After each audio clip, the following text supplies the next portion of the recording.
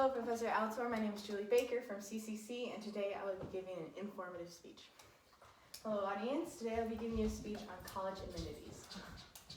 Now, right now in high school, I'm a junior, and what that means is right now everyone is trying to have us focus on college and what college we want to go to.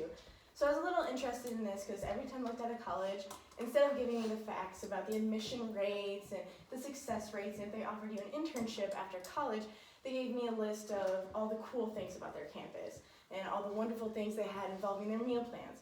So I took a little more depth into looking to the subject, and I found a study on Harvard University that only 89% of college students went to their college for educational reasons. They mainly went to their college depending on how beautiful the campus was and how spectacular their the recreational activities were.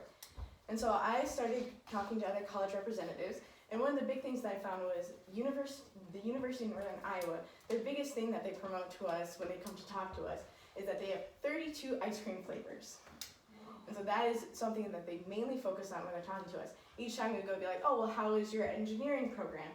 And what other things are involved with that? They kept going back to, oh, you get really tired, and so what are you going to do after you get tired after class? You're going to go to the cafeteria and have some ice cream.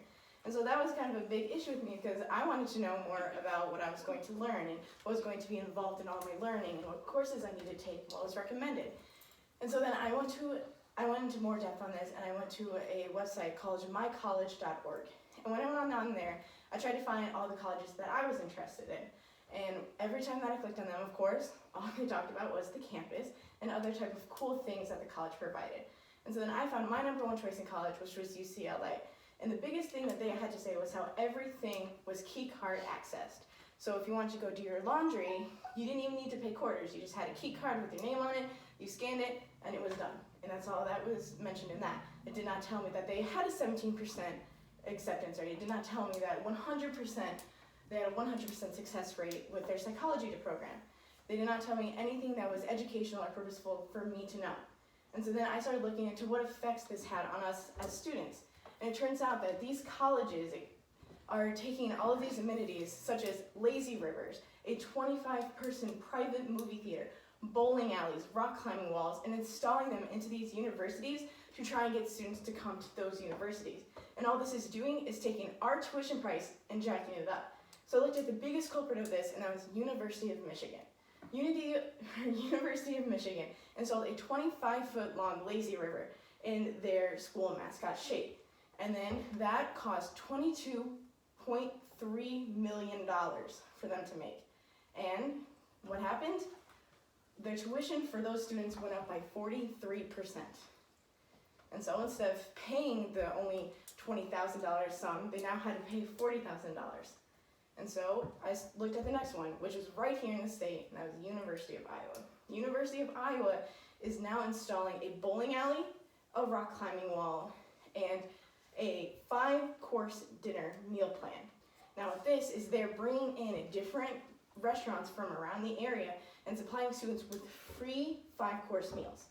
And this cost $22.7 million for them to install.